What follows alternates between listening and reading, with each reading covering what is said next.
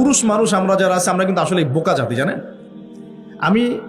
আমার বয়স অনেক কম যদিও আপনাদের চাইতে, তবে আমি কিছু বিষয় ফিল করেছি আমার লাইফে, যেটা আমি মনে করি আলহামদুলিল্লাহ আল্লাহ পাক আমাকে নিয়ামত দিয়েছে। যেমন আমি ফিল করেছি আমার লাইফে যে মানুষের আল্লাহ ছাড়া আপন বলতে কেউ নাই, এটা আমি ফিল করেছি। আল্লাহ পাক ছাড়া একজন মানুষের সত্তাগত আপন, আপনার সত্তা আত্মাগত আপন বলতে আসলে কেউ নাই পৃথিবীতে। যারা আছে আমাদের আশপাশে সবাই সবার স্বার্থে থাকে, সবাই সবার প্রয়োজনে থাকে। প্রয়োজন শেষ হলে আপনাকে চিনবেও না অনেকে। আমি যখন ইন্তেকাল করব এমন হবে 40 দিন পর কেউ আমাদের কবর জিয়ারত করবে কিনা সন্দেহ আছে। এগুলো বাস্তবতা। আর আমরা বোকা কেন জানেন? আমরা এই দুনিয়ার মানুষদের স্বার্থেই, আমার আশপাশের মানুষগুলোর স্বার্থেই সারা জীবন আল্লাহর বিরুদ্ধে চলি, হারাম খাই, সুদ খাই, ঘুষ খাই, দুর্নীতি করে ওদের মুখে হাসি ফোটানোর জন্য। যেই মানুষগুলো আমাকেই চিনবে না পরকালে বা দুনিয়াতেই মারা গেলে আমাকে চিনবে না, তো সেই মানুষগুলোর জন্য আমি আল্লাহর বিরুদ্ধে চলে যাই। আমরা বোকা না? আর দেখবেন যেসব পুরুষের সৎ থাকতে চায় তারা শেষ বয়সে খুব একা হয়ে পড়ে। খেয়াল করে দেখেন, যে পুরুষটা সৎ থাকতে চায় শেষ বয়সে গিয়ে দেখবেন তারা খুব একাকিত্বে ভুগছে। এখন একটা কমন সমস্যা, এটা অনেক প্রবীণ মানুষ যারা আছেন তারা কিন্তু একাকিত্বে ভোগেন, খুব একাকিত্বে ভোগেন। স্ত্রী দেখছে না, সন্তান খোঁজ খবর নিচ্ছে না, বন্ধু বান্ধবরা নাই, হ্যাঁ, বৃদ্ধাশ্রমে গিয়ে পড়ে আছে। পরিবারগুলোতে এখন পুরুষ নির্যাতন বেড়েছে আর কি। হ্যাঁ, কথা একটু ভিতর থেকে বলার চেষ্টা করবেন। হ্যাঁ, নারী নির্যাতন তো আছেই, আমরা জানি। এমন দুশ্চরিত্রের লম্পট অনেক পুরুষ আছে সমাজে, যৌতুকের জন্য মেয়েদেরকে চাপ দেয়, স্ত্রীদেরকে চাপ দেয়, তাই না? শারীরিক মানসিক নির্যাতন করে না? মেয়েদের প্রতিও চরম নির্যাতন হয়, কিন্তু পুরুষদের উপরেও কিন্তু দিন দিন নির্যাতন বাড়ছে। তা আমরা কিন্তু এই সেন্সে বোকা হয়ে গেছি। চালাক হব কখন? যখন আমরা আমাদের দুনিয়ার প্রতিটা কাজ আল্লাহর সন্তুষ্টির জন্য করব। দুনিয়ার প্রতিটা কাজ যদি আমরা আল্লাহর সন্তুষ্টির জন্য করি, তাহলে আমরা কারো ব্যবহারে কথায় কষ্ট পাবো না ইনশাআল্লাহ। কারণ আমাদের সলাত, ইন্না সলাতি ওয়া নুসুকি মাহইয়ায়া ওয়া মামাতি, আমাদের সলাত সব স্যাক্রিফাইস, জীবন মৃত্যু কার জন্য? আল্লাহর কাছে আমার এক্সপেকটেশন থাকবে যে আল্লাহর কাছে আমি চাই, কোনো মানুষের কাছে কোনো এক্সপেকটেশন নাই, তখন আপনি কষ্ট পাবেন না।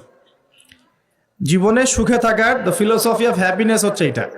জীবনে সুখে থাকার, সুখী হওয়ার, এই দুনিয়ার জীবনে সুখী হওয়ার ফিলোসফি হচ্ছে যে আল্লাহ ছাড়া কারো কাছে আশা করেন না, এবং আল্লাহ ছাড়া অন্য কারোর জন্য কোনো কিছু করতে চান না, আল্লাহকে সন্তুষ্ট করার জন্য করতে চান।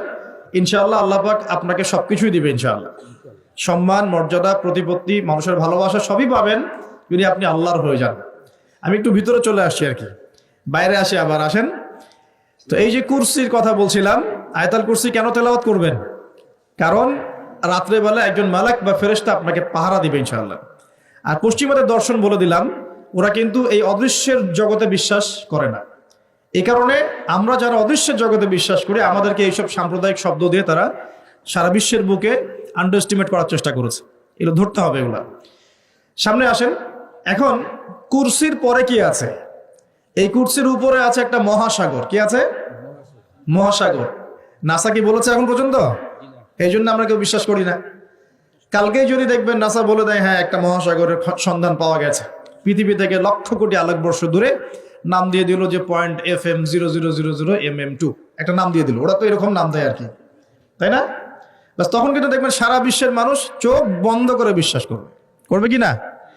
আমরা কিন্তু আল্লাহর প্রতি চোখ বন্ধ করে বিশ্বাসের জায়গায় এই পশ্চিমাদের উপর এখন চোখ বন্ধ করে বিশ্বাস করি। এটা কি বুঝেন?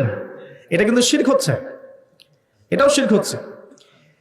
তো একটা কথা মিস করে গেছি, ইব্রাহিম আলাইহিস সালাম জবাই করার যে পরীক্ষায় পড়েছিলেন, তখন কিন্তু তিনি প্রশ্ন করেন নাই আল্লাহকে, আল্লাহ একজন মাসুম বাচ্চাকে কেন জবাই করব? এর পিছনে যুক্তি কি, এর পিছনে বিজ্ঞান কি, এর পিছনে দর্শন কি? প্রশ্ন করেছিলেন? তিনি একদম সামি'না ওয়া আতা'না, আল্লাহ পাক আদেশ করেছেন, চোখ বন্ধ করে পালন করতে গিয়েছে। ইব্রাহিম আলাইহিস সালাম অন্ধভাবে আল্লাহর আদেশ মেনে চললেন না? আর ইব্রাহিম আলাইহিস সালাম সবচেয়ে বড় মুসলিম না আমি সবচেয়ে বড় মুসলিম? বলেন, কে এই উম্মার নামকরণ করেছেন মুসলিম? সূরা হজ পড়ে দেখেন, হুয়া সাম্মাকুমুল মুসলিমিন। এই হুয়া মানে কে? মিল্লাতে আবিকুম ইব্রাহিম, ইব্রাহিম আলাইহিস সালামের মিল্লাত। তিনি তোমাদের পিতা, যিনি তোমাদের নামকরণ করেছেন কি? মুসলিম। আর আমাদের আদি পিতা হচ্ছেন আদম আলাইহিস সালাম। তো দেখুন প্রিয় ভাইরা, এই মহাসাগরের উপরে আছে কুরসি, যার কথা আমি বলতে গিয়ে এখানে আসলাম। ইবনে সাইয়্যিদ কি বলছে, সে কি দেখে মনে আছে না ভুলে গেছেন? ইবনে সাইয়্যিদ কে? নবী সাল্লাল্লাহু আলাইহি ওয়াসাল্লাম যাকে ইনভেস্টিগেট করছেন মদিনায়, কোথায় একটু খেয়াল রাখেন, তামিমদারি দ্বীপে দেখে আসছেন। কোথা থেকে আসছেন? দ্বীপে। আর নবী সাল্লাল্লাহু আলাইহি ওয়াসাল্লাম ইনভেস্টিগেট করছেন কোথায়? মদিনায়। আচ্ছা, তো এখন এই ব্যক্তি বলছে আমি আরশ দেখি। নবী সাল্লাল্লাহু আলাইহি ওয়াসাল্লাম বলে আরশ কোথায়? সে বলছে আরশ পানির উপরে। কোথায়? পানির উপর। তখন নবী সাল্লাল্লাহু আলাইহি ওয়াসাল্লাম বলছেন তুমি তো তাহলে শয়তানের আরশ দেখছো। কার আরশ দেখছে? শয়তানের কিন্তু আরশ আছে। প্রিয় ভাইরা, খেয়াল করে দেখেন, এই ব্যক্তিকে নবী সাল্লাল্লাহু আলাইহি ওয়াসাল্লাম জিজ্ঞাসা করছেন আরশ কোথায়।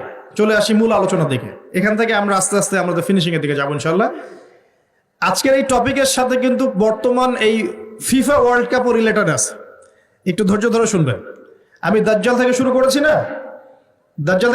না, আস্তে আস্তে ফিফা দিয়ে শেষ করবো ইনশাআল্লাহ। বসেন, ধৈর্য ধরে বসেন। সময় আছে তো হাতে? আচ্ছা, আজকে আমার হাতেও সময় আছে ইনশাআল্লাহ, তাড়াহুড়ো কিচ্ছু নাই ইনশাআল্লাহ, লম্বা আলোচনা হবে। ঠিক আছে, এখন শোনেন, এই ব্যক্তিকে নবী সাল্লাল্লাহু আলাইহি ওয়াসাল্লাম জিজ্ঞাসা করলেন কি তুমি কি দেখো? সে বলছে আমি কি দেখি? আরশ। আরশ কোথায়? সমুদ্রে। তুমি তো শয়তানের আরশ দেখো। এবার দ্বিতীয় প্রশ্ন করছে, তুমি কি বিশ্বাস করো যে আমি মুহাম্মদ শেষ নবী? তুমি কি বিশ্বাস করো যে আমি মুহাম্মদ শেষ নবী? এখন এই ব্যক্তি বলছে, ব্যক্তি নাকি আসলে ছোটই বলা যায়, ইবনে সাইয়্যিদ, তার নাম কি? ইবনে সাইয়্যিদ। সে বলছে আপনি কি স্বীকার করেন যে আমি নবী? কে বলছে? ইবনে সাইয়্যিদ। এই কথা শোনার সাথে সাথে উমর রাদিয়াল্লাহু আনহু তিনি বলেন ইয়া রাসূলুল্লাহ, সে তো নিজেকে নবী দাবি করছে, আপনি আমাকে অনুমতি দেন আমি এক কোপে তার গর্দানটা নামায় ফেলে দেব। কে বলছে এটা? ওমর। এবার রাসূল সাল্লাল্লাহু আলাইহি ওয়াসাল্লাম স্টেটমেন্ট শোনেন, সহিহ মুসলিমে আছে।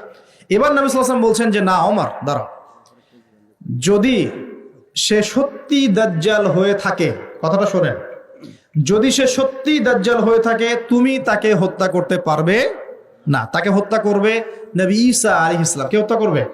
আচ্ছা, আর যদি সে দাজ্জাল না হয়ে থাকে তাহলে নিরপরাধ মানুষকে হত্যা করার মধ্যে কোনো ফায়দা নাই। এখন একটা হাদিসে আপনি দেখলেন সে দ্বীপে বন্দী। দ্বীপে যদি বন্দী থাকবেই, আমার প্রশ্ন আপনার কাছে যে তাহলে নবী সাল্লাল্লাহু আলাইহি ওয়াসাল্লামের চেয়ে কি কেউ বেশি জানতে পারে সে দ্বীপে বন্দী আছে না নাই? নবীর চেয়ে এটা কি কেউ বেশি জানতে পারে সে এখনো দ্বীপে বন্দী অবস্থায় আছে কি নাই? এটা সবচেয়ে ভালো কে জানবেন? অবশ্যই নবী সাল্লাল্লাহু আলাইহি ওয়াসাল্লাম, তাই নয় কি? তো নবী সাল্লাল্লাহু আলাইহি ওয়াসাল্লাম যদি শিওর হবেন যে সে দ্বীপেই বন্দী আছে, তাহলে মদিনায় একজন ছেলেকে এভাবে ডেকে ইনভেস্টিগেট করার কি প্রয়োজন আছে? কথা বুঝতে পারছেন না? যদি আপনি মনে করেন শিওর যে আমাদের চেয়ারম্যান সাহেব বা আমাদের অনারেবল গেস্ট যারা তিনি বাড়িতে আছেন, আপনি শিওর, তাহলে আপনি মাহফিলের প্যান্ডেল তাকে খুঁজতে যাবেন কেন? আপনি শিওর তো সে বাসায় আছে, তার মানে আপনি একটা চান্স নিচ্ছেন, সে বাসা থেকে বের হতেও পারে নাও পারে, তাই না কি?